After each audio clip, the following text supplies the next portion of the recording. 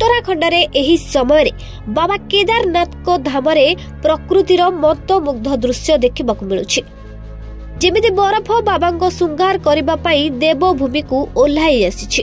हाँ आज्ञा, चारिआडे धवल बरफ आउ मझिरे बाबांक मंदिर लागुछि जेमिति सूज पहाड़ परी बरफर चादर घोड़ाइछि। तुषारर धला कंबल रे आवृत केदारनाथ पहाड़ और मंदिर दृश्य चमत्कार लगुछि।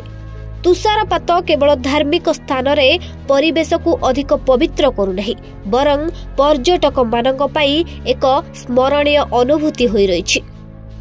शीत पाई बाबांक मंदिरर कबाट बंद थिबा बेले पर्यटक केवल बरफर अविस्मरणीय अनुभव को साइतिबा पई आसुछंती। पहाड़ रे 2 दिन हेलाणी लगातार बरफपात एवं वर्षा लगी रही। बरफपात संगे संगे शीतर प्रकोप मध्य बढ़िबारे लागिछि। मंदिर रे 2.5 फुटर बरफ आच्छादित होई रहिछि। भगवान नंदी केदारनाथ धामरे बरफर कंबल रे निजको आच्छादित करिसंती। एभली परिस्थिति रे उच्च हिमालय क्षेत्र रे लगातार बरफपात कारणरू तलिया अंचल रे वर्षा लगी रहिछि।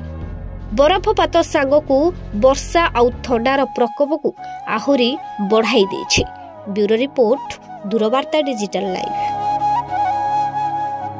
मोबाइल फोन और सांगसाथी आपणक पिलाटीर पाठपढ़ा और कैरियर को प्रभावित करुछि कि आपण सेतिपे विब्रत कि तेबे आज ही आसंतु आपण चाहुतिबा मन लागी संपूर्ण आवासिक स्कूल